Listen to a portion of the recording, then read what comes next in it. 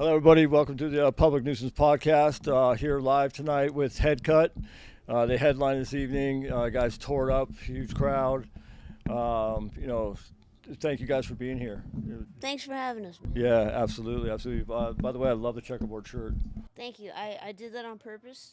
Yeah. I was hoping, and there was some matchy going on for sure. Right on. Well, in here right now we have Seth.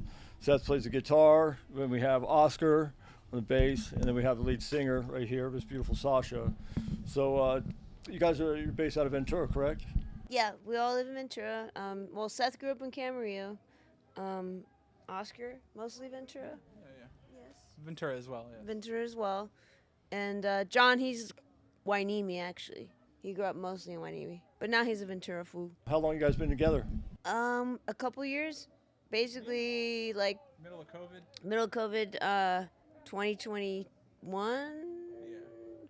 Yeah. Seth and I were mostly just like riding bikes and hanging out in ditches and being real scrubs.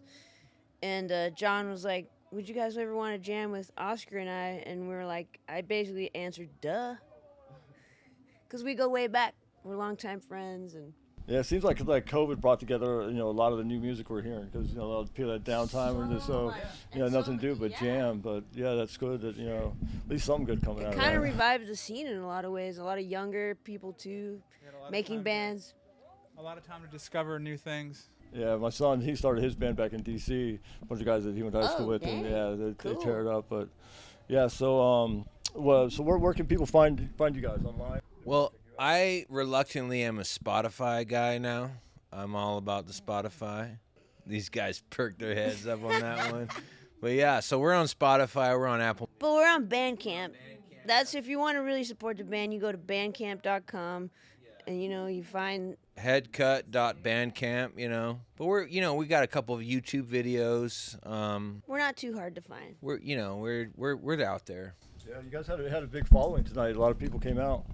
It was a great show. It's a good community. Like the bands that also play with us are pretty good and bring a lot of friends. So you go to Camarillo? You're a Scorpion? I am. Yeah, I am too. I graduated in '90. Really? Yeah. No way. Yeah. Cool. Yeah. I was 12 years after you, but I didn't walk the line. Oh, yeah. Sorry. I went on independent studies. Ooh. Because, when in Rome, you got to do what you got to do sometimes. But anyways, yes, I am a Scorpion.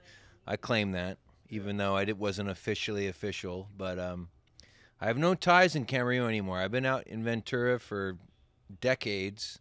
Ventura's my home. I've been playing out here for years, But this spot, I'm curious about this spot. I know you're interviewing us, but I have so many questions we can maybe talk about after the. So this place is yours, correct? Yes, it is. And how did that come to be? Well, it was in my family for about 17 years. My dad, unfortunately, had a battle with Alzheimer's.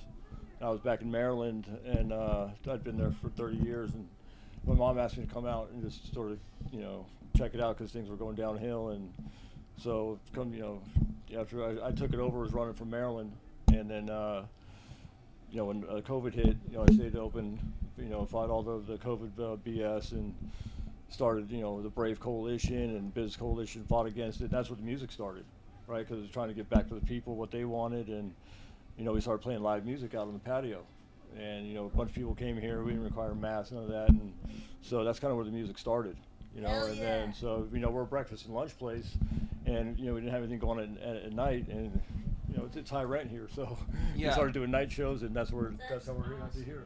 I love your spot. I think it's brilliant. And my second question and my last question for you is, how do you, because you go from basically a punk club at night into a breakfast restaurant in the morning, and what does that look like in terms of are you picking up just broken bottles and cigarette butts from the sand out there, or what do you have to do to turn it over like that so quickly? Oh well, fortunately, I have a great staff. You know, and I've got some guys here that work really hard for me. One of them's in here right now, Redwood. He's in here. He's been with me from the start, and you know, we just have this routine. You know, once the show's over, we just go into cleaning mode. We make it look like there never was a show here, and get it ready for. You know, we walk out here sometimes 5, 6 o'clock in the morning. The cooks come in and we're leaving. So. Do you guys really know how much you really have saved the local scene here? Because so many shows are happening here now. I mean, we've been playing music for years and years. Seth's been playing music for 20 years. Our drummer John, the reason he's not here right now is because he's trying to pay the bands and do his thing. He's been playing music for 25 years. So, and there's been a lot of, it's like a roller coaster in the 805 of venues and stuff. So the fact that you came back and are making this happen, it really means a lot to us. And I know a lot of other bands that have even no clue what the last 10, 20 years have been like. Because it's just been an up and down roller coaster of where are we going to do this show? Who's cool? Who's down for punk? Who's down for hardcore? Not a lot of businesses are, you know? Yeah, you know, there's a lot. You get this thing, you know, when you hear about the punk scene or the hardcore scene or, you know, whatever alternative that, you know, people have this generalization that it's just going to be a dirty mess and there's going to be fighting. But there's so much respect here. You know, we don't get people fighting and, you know, people looking out for each other. I mean, you know, our security is fantastic. Yeah, every now and then someone might have a little too much to drink and I'll kick their ass too. But it's funny. It's not really the security sometimes that deals with them. It's just a lot of the people that come here because they don't want the problems. You know what I mean? They don't want, you know, this place to go away. So we get a lot of support and that means a lot to us. And, you know, we recognize that. We take pride in that. So, you know. I thank everybody that comes here and you know supports us. So yeah, it's not easy, you know, because it's not easy. It's not. You know, it's a labor of love. Yeah, it is. It is. But hey, thank you guys so much for coming out. I really appreciate it. And hope you guys come back soon. Thank you. Yeah. Hey guys, check out Head Cut. You know, check them out on Spotify, and you can probably find them online. Check out their new shows. And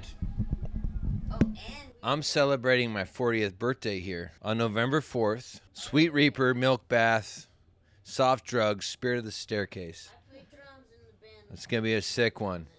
I'm turning 40 years old.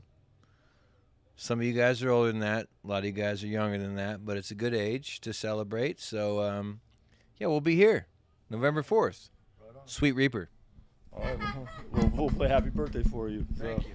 All right, hey guys, thanks so much for coming in, and you guys check them out online, and I'll talk to you soon.